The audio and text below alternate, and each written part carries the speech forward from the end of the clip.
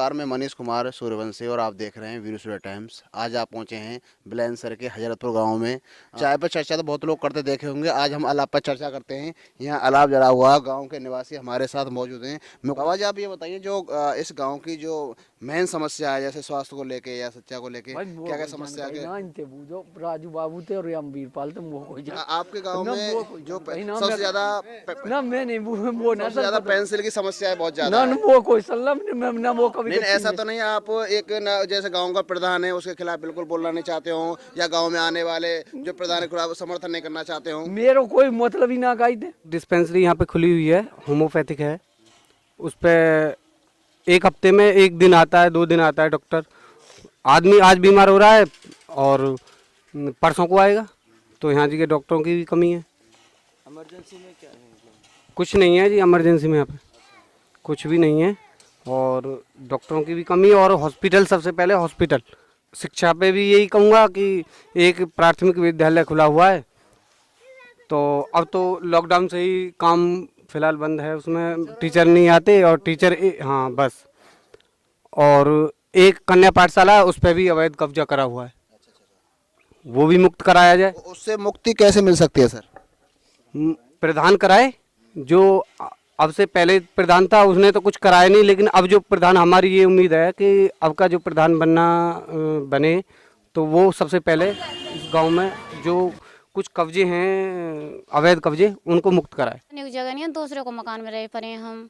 अब कहाँ जावे ना, अक्सर से बच्चे न लेकर। मकान में क्यों रह रहे हैं? हमारा तो गिर गया, चौमासे मकान कहाँ रहे हुए? सारी बताइए कैसे कैसे टूटा? बारिश की वजह से गिर गई ईंटें। तो फिर के मतलब नाम चल रहा हमारा शुरू से ही, अच्छा, अभी तक आया नहीं है। आपने कोशिश की थी उनसे बात करने की? हाँ। मुआवजे की मांग की थी अगर आपने? अगर ये आपको मकान से निकाल दे फिर कहाँ जाओगे? कहाँ रहेंगे हम? गए तो आफत है, कहाँ जावे? तो क्या कहना चाहते हो? नरेंद्र मोदी जी कहते हैं कि हमने तो घर घर मकान बनवाए। नहीं, हमें तो कुछ भी नहीं दिया अभी तक, कुछ नहीं दिया? नहीं तो दिया। मोदी जी से क्या अपील करना चाहती हैं आप? हमारा मकान आ जाए कैसे करके, हमें रहने को छत चाहिए और क्या चाहिए।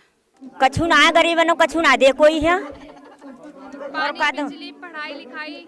जब पैसे ही ना तो बालकन ने कहा पढ़ा, मुझे बैठा लूंगा, मेरे भट्टा पे लाता तो ईंट का दे, तो या काम में कोई ना दे तो बने बने भन्ने भरते हैं बेटा। पेंशन मिल रही है आपको?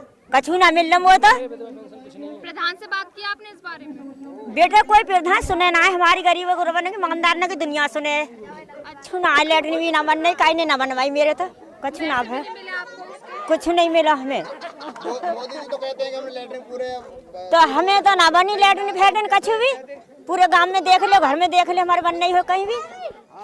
खूब कहीं कोई ना कछु सुने, कुछ भी पैसे नहीं आपको मिले, कुछ भी मुआवजा नहीं मिला? कुछ ना मिला बीवी। हमारी पेंशन और ना हमारे कोई मकान तो हमने पैसा से बना के सिर्फ प्रधान ने ना बनवाया, और ना हमारी लेटरिन, हमारा ना कुछ भी। वहाँ पे डालिया और नेट पे अच्छा, तो फिर उसके बाद आपने नेट पे डाला था। उसके बाद कुछ कार्रवाई हुई? हाँ, नहीं हुई।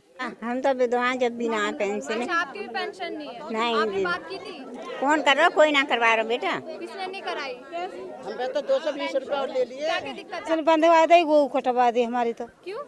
अब का सालन कैसे कटेगी हमारा नहीं जाने। तो आप यहाँ पे पढ़ाई तो ठीक हो ना हो पढ़ाई, पढ़ाई कहाँ है रही है? प्राइवेट स्कूल में पढ़ाई नहीं हो। सरकारी स्कूल आ रही और ना कोई भोंगी बेचारा गुजा गया, कछु ना है। प्रधान से बात की थी आपने पेंशन के लिए? हाँ, नो कह दे के हमें कौन क्या कहते हैं? नो कह दे हमें कैसे करवा दो। क्यों नहीं करा? बला दिन कह रहे हैं 4-5 साल है गई हमें केत जब सरकार आगे से पैसे भेजती है तो फिर क्यों नहीं कर सकते वो? क्या पता भेज रही है सरकार, भेज रही है, आधे खा जाओ, मैं आधे दे दे। काई को ना आया हमें तो कछु ना आया। नो कह 500 रुपया वो आए, वो गौ ना आए। अच्छा, ना खाता खुला हुआ है आपका? हाँ खुलो है वो उसमें पैसे नहीं आते? ना, 3-4 साल हो गई। 4 साल हो गए। हाँ हाँ प्रधान से शिकायत की? हाँ कई पर कई न करे, मायावती होती तो करवा देते, न कह देते। कहते हैं वो कुछ नहीं करते, गांव की बहन बेटियों के लिए कोई काम के लिए कुछ भी नहीं। दूसरे गांव में जाते हैं, भोज में साइकिल से जाते, पैदल जाते हैं। स्कूल आना चाहिए, कुछ भी नहीं है। ना बड़े बूढ़े को ना खाओ कुछ सुविधा ना है, कोई सुविधा ना है या गांव में, सब घर रहा गांव। बड़ी बूढ़ी ज्यादा परेशान है रही है। हाँ। बड़ी बूढ़ी परेशान है, पेंशन नहीं, कछु नहीं। मेरा तो बेटा मर गो, कछु में तो जान जमाना भाई बेटा मरो। तो ऐसी है कि ग्राम प्रधान जो भी खड़े होते हैं आजकल तो इसे जुआ मानते हैं कि पहले पैसे लगाया और उसके बाद में उन्होंने खाना चालू किया, गांव के अंदर जितना भी विकास होता है कोई विकास करने से राजी नहीं होता है। अगर विकास की तरफ कोई शिकायत करता है तो उसके लिए एसडीएम के पास जाओ या एडीओ के पास जाओ या डीएम के पास जाओ, वहाँ पर कितनी भी शिकायत कर लो, कहने का मतलब वो होता है जितने पर प्रधान होते हैं गांव के 10-20 गांव में, जितने 50 गांव होते हैं, वो एसडीएम के पास जा करके उनके लिए पैसा भर देते हैं। हम लोग शिकायत करने जाते हैं मंगल दिवस में या कहीं भी जाते हैं तो वहाँ कोई कंप्लेंट हमारी सुनवाई नहीं होती है। कंप्लेंट कर चुका हूँ डीएम के पास, एसडीएम के पास, पर विकास गांव का नहीं हुआ। देखिए जी, गांव तो वैसे तो हमारा विकास में अभी तक कोई आया ना आगे, और ना हमारे गांव के कोई मेंबर, ना गांव का प्रधान, कोई गांव का कोई विकास बहुत ना अभी तक। हमारी बहन बेटी ने के लिए वैसी नहीं है। जो सरकारी आगे खिरंजा अम्बेडकर नगर से वही खिरंजा है रहे हैं, और 20 साल को ईंट वही रिपेयरिंग चल रही है वही। बस दारू बाटी बाद हो जो हो गया, उसके बाद में 5 साल तक मजे लेता है। शिकायत करे कुछ भी करे, एसडीएम को दे दिया, डीएम को दे दिया, साले तुझे जो करना कर ले, ना उसे राशन देने देता ना कुछ देता, क्योंकि वो ईमानदारी पे खड़ा हो गया कि इसने कंप्लेंट करी क्यों। उसके लिए ना तो देता डीलर और ना देता प्रधान, ना उससे पूछता क्या है, उसका राशन कार्ड में नाम कटवा देते हैं। वो कटवाने के बाद में कम से कम 2200 के लपेट में यहाँ पर वोटिंग है ग्राम हजरतपुर की। गैस सिलेंडर देने की बात कही गई थी, मिल रहा आपको? पैसन तैयार हो, पैसन से ही। और घर बनाने के लिए भी पैसे देने की बात की गई थी कि गरीबों को पैसे भी दिए जाएगा अपने मकान बनाने कुछ के लिए। ना। शौचालय बनाने के लिए पैसों की बात कुछ की ना, गई थी। आपको कुछ रकम मिली? ना। कुछ भी रकम नहीं मिली आपको? इसके बारे में बिल्कुल अच्छा, यहाँ डिस्पेंसरी है कोई ना। अच्छा, डिस्पेंसरी नहीं है। और स्कूल की समस्या? स्कूल वैसे ही है, अच्छा अच्छा। कहीं ना मास्टर पढ़ाते, हाँ हाँ। बैठ के चले जाते हैं, कोई पढ़ाई ना है। हाँ, तो जो यहाँ के स्कूल में टीचर हैं, आते हैं नहीं आते जो अध्यापक हैं? टीचर आमे और जो कुर्सी गिर के बैठ जाए अलग, हाँ हाँ बालकंद कहते हैं या याद करते रहो, हाँ हाँ। और पढ़ा में है ना। जो यहाँ के जो युवा हैं, राजू भैया, जिन्हें राजू भैया के नाम से जाना जाता है, पिछली बार इन्होंने प्रधानी के चुनाव में लड़ा था और इनका सपना ये है कि हमारा गांव एक अच्छा हो और बच्चों के लिए खेलकूद का मैदान हो और स्वास्थ्य हो, सच्चा हो। हम जानना चाहते हैं सर, आपकी जो आप प्रधानी के चुनाव की तैयारी कर रहे हैं, सर आपका क्या उद्देश्य रहेगा, यानी जो गाँव वालों के लिए आप क्या करके देंगे, ये बताइए। देखिए सर, मैं सबसे पहले ये बताना चाहूँगा कि शायद ही गांव में मेरे से ज़्यादा गरीबी का प्रकोप किसी ने देखा हो, शायद ही। और उस गरीबी से जूझकर हम यहाँ से दिल्ली की ओर हमने पलायन किया, और पलायन करने के बाद में जब हम यहाँ से जब गए थे तो हमारी स्थिति ऐसी थी कि हमारे पास सर ना तो खाने को रोटी थी और ना तन पे ढंग से कपड़ा था, और 2-4 बीघे ज़मीन थी हमारे पिताजी की, वो भी बिक गई थी। तो अब हम जब गांव से दिल्ली निकल गए और 22 साल हमने दिल्ली में मेहनत करके आज हम इस मुकाम पर पहुंचे हैं कि आज हम सक्षम हैं। तो हम चाहते हैं कि उस जो हमने गांव से बाहर निकल के जो देखा है, तो उस कड़ी में हम देखते हैं तो अपने गांव को हम बहुत पीछे देख रहे हैं। तो उस बीच में मैंने ये नहीं है कि मैं प्रधानी के चुनाव के लिए ही मैंने यहाँ पर ये तैयारी की थी। जो हमारे गाँव में जो आस्थावान लोग हैं, कुछ जिनकी आस्था भगवान में जुड़ी हुई है, जो भगवान को मानते हैं, पूजते हैं, तो उनके लिए व्यक्तिगत रूप से यहाँ पर ये हमारे मोहल्ले में गंदगी रहती थी।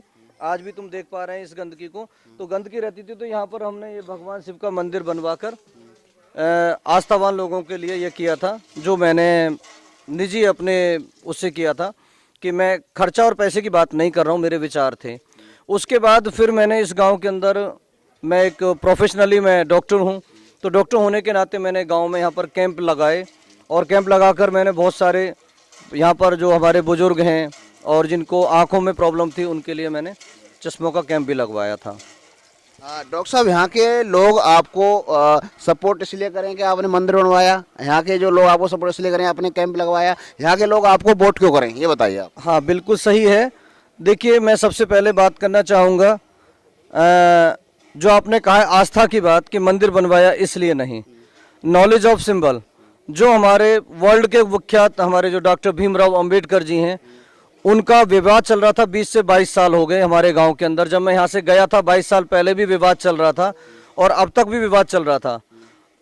जब मैंने उस विवाद को निपटाने के लिए जब मन में ठान लिया, तो बाबा डॉक्टर भीमराव अंबेडकर का गांव में घुसते ही आपने देखा होगा, वहाँ पर वो स्मारक है, और उसकी जो नींव की ईंट है वो मैंने अपने हाथों से रखी थी, और मैंने उस विवाद को ख़त्म करने के लिए आज हमारा बहुजन समाज बड़े गर्व के साथ वहाँ से जब निकलता है तो महसूस करता है कि बाबा साहब डॉक्टर भीमराव के अंबेडकर की प्रतिमा। मेरे पिताजी ने भी चुनाव लड़ा था तो शायद वो प्रधान बनने के लिए लड़ा था। मैं दिल्ली में 2000 से 2500 रुपये, 3000 रुपये, 5000 रुपये रोज कमा लेता हूँ। मैं उस काम को छोड़कर गांव में आने का मेरा मकसद यहाँ पर दौलत कमाना नहीं है। मेरा मकसद है कि जो यहाँ का युवा है, पढ़ लिख रहा है, लेकिन उसके लिए कोई किसी तरह का सिस्टम नहीं बन पा रहा है। बच्चियाँ हैं, उनके लिए यहाँ पर कोई एजुकेशन सिस्टम काम नहीं कर रहा है। मैं सबसे पहले एजुकेशन पे काम करूँगा और सबसे पहला जो मेरा उद्देश्य होगा एजुकेशन पे वो होगा बच्चियों के लिए शिक्षण संस्थान खोलना, कंप्यूटर एजुकेशन का यहाँ पर संस्थान खोलना। बच्चों के लिए हर बच्चा मेरे गांव का जो है वो इंग्लिश में बोलेगा। कहते हैं कि विदाउट इंग्लिश नथिंग लाइफ। ज़्यादातर गाँव में एक समस्या आती है जगहों की। अगर बात की जाए नेताओं की, सबसे पहले वो बोलते हैं कि हमारे पास जगह नहीं है। अगर अभी जो हमारे प्रधानी चुनाव लड़ने जा रहे हैं, 50 बेडों की हॉस्पिटल की घोषणा उन्होंने की है कि सरकार के माध्यम से या मुझे सांसद से मिलना पड़े या किसी प्रमुख से मिलना पड़े या विधायक से मिलना पड़े, लेकिन सबका ज़्यादातर यही कहेंगे कि क्षेत्र में जगह नहीं है। तो उसके लिए क्या कहेंगे? हमारे गांव में 52 बीघा गौचरा की जगह छिकी हुई है, जिस पर कुछ लोगों ने अवैध कब्जा कर रखा है।